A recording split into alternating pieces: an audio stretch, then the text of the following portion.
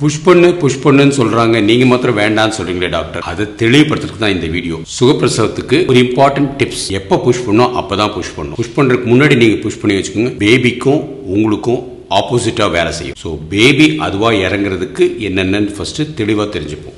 இதான் உங்களோட இடுப்பு, பெல்விஸ்.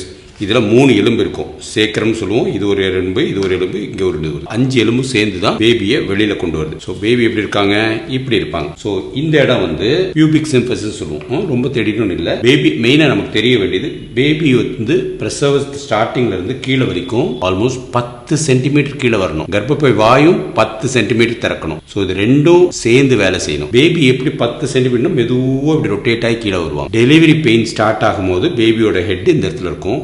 அது கொஞ்சம் கொஞ்சமா கீழே வந்து அப்படி உள்ள வரும். அப்ப அது எப்படி சொல்றோம்னா, கர்ப்பப்பை வாய் ஃபுல்லா திறக்கும் போது 0 ஸ்டேஷன் சொல்லுவோம். அதாவது பேபியோட ஹெட் அங்கிருந்து இன்னும் 5 சென்டிமீட்டர் இருக்கும், அந்த இடத்துல இருக்கும்.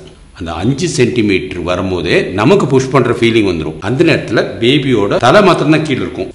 இந்த போர்ஷன் வந்து தலையோட பெருசு இல்லையா, அது இன்னும் மேலே இருக்கும். ஸோ அது கீழே வர வரைக்கும் நம்ம புஷ் பண்ணக்கூடாது. பேபி ஆனால் அதுக்காக முயற்சி எடுத்து கர்ப்பப்பையும் சேர்ந்து அது கீழே கொண்டு வரும். நம்ம எப்போ புஷ் பண்ணா நம்ம இன்னும் அதுக்கும் கீழே +1 ஆர் +2, அதாவது வெளியிலிருந்து தெரியும், பேபியோட ஹெட் தெரியும் போது தான் புஷ் பண்ணணும். அதுக்கு முன்னாடி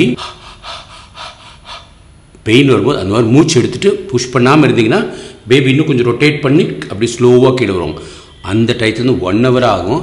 பொறுமையாக இருங்க. பேபி ஹெட் கீழே வரும்போது ஃபர்ஸ்ட் -3 சொல்லுவாங்க. அப்படின்னா இந்த இடத்துல வந்து உள்ளே இருக்குன்னு அர்த்தம். அதுக்கு அடுத்த ஸ்டேஜ் -2, அப்புறம் -1, அப்புறம் 0 ஸ்டேஷன்.